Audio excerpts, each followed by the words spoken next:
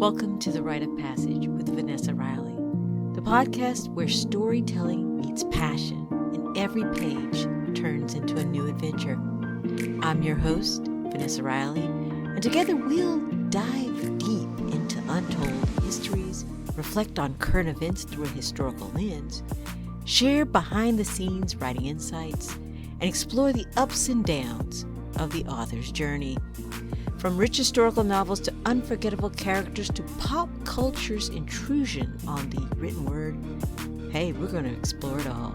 So grab your pen, your notebook, and let's begin our journey through the written word.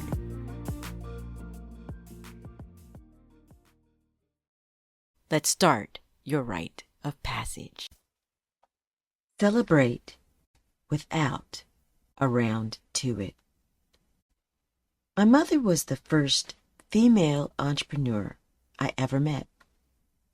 She started selling baked goods during tax season while my father prepared income taxes for clients in our home. I distinctly remember her brownies. I love brownies. It's one of my favorite treats. And she sold those right on our porch to delight of customers. But my mother wasn't just an entrepreneur. She was a serial entrepreneur.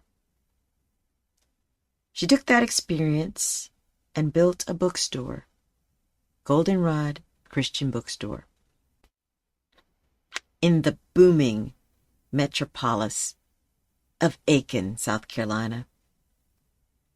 And for those familiar with Aiken, you'll catch the joke in that description. It's a lovely little southern town, full of horses and neighborly people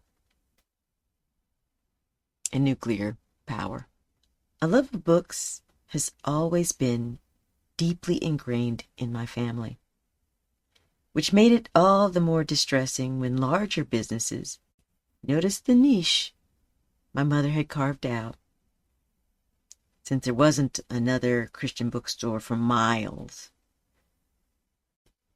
these businesses began selling Bibles and offering similar services, cutting into her business. I suppose at any stage of success, there will always be competition, challenges, and obstacles that try to stop you. You just never know what each day will bring. One of my fondest memories of Goldenrod was an item my mother kept by the register. A small round coin. Some were blue, others were red, and each had the words "to it" stamped on the top. It didn't make any sense to me at first. When I asked her about it, Mom gave me that knowing smile and said, "This is for everyone who delays their dreams, thinking they'll get around to it." Then she placed the coin in my hand and said, "See, now you have a round to it. So go after what you want." The idea of a round to it is a powerful concept. It represents the ultimate form of procrastination and the audacious assumption that we'll always have another moment, another chance. But nothing in this life is promised. We shouldn't make plans assuming X or Y or Z will happen down the line, nor should we sit still waiting for the perfect moment. By the time you hear this podcast, I will have released my 26th book into the world, A Wager at Midnight. I will also, in likelihood, be very tired because we celebrated with a midnight party release. Side note, I probably should have named it A Wager at 10 p.m. Then I could have gotten a full night's sleep, but I digress. The event was incredible. Opportunity to celebrate this book, an indie bookstore that I love, and the readers who believe in my voice and mission, supporting women, female entrepreneurs, and female authors. Because despite what anyone may tell you, being an author is a business. Our product is our words, codified in a book. We have to market, advertise, reach new customers, and most importantly, appreciate every reader, whether they pick up a book from a library, buy it from a bookstore, or listen to it through headphones. Every reader is a valued customer. At the midnight party, we celebrated in style. The menu featured chimichurri sauce with a range of crudité vegetables, Megan Sussex lemon honey olive cake with cream cheese frosting, baked donuts with chocolate ganache and floral sprinkles, holiday meatballs, an array of cheeses, including a particularly tasty one called Tipsy Drunk Goat Cheese. There was plenty of food and even greater joy in watching people savor what had been created with love and care.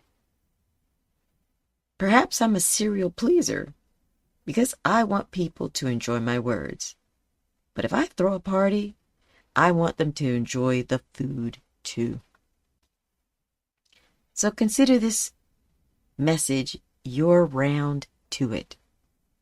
Wear that outfit you've been saving for a special day. Take the trip you've been thinking about. Start the business that's been living in your head. Even if the situation feels uncertain. Celebrate everything, whether it's a major victory or simply the fact that you're still in the game. And as we celebrate book number 26, A Wager at Midnight, Stephen and Scarlett's story, we honor a narrative that intertwines a fight against the blood disease, sickle cell anemia, with a love story between a duke and a viscountess who place a wager that will be settled at the end of a wager at midnight. At its heart, this book is about two people devoted to medicine and helping others, yet unsure if they can have both love and their dreams. But luckily, Stephen and Scarlett get around to it. Books that can help bolster the celebration now mindset are Don't Settle for Safe by Sarah Jakes Roberts. It encourages stepping out of fear and into purpose. The Light We Carry by Michelle Obama encourages resilience, taking action, and finding joy even in difficult times. The 5-Second Rule by Mel Robbins teaches a simple technique to stop procrastinating and take immediate action. So celebrate today. Party today. Because nothing is promised. And you deserve your flowers or your holiday meatballs, even if it isn't an official holiday.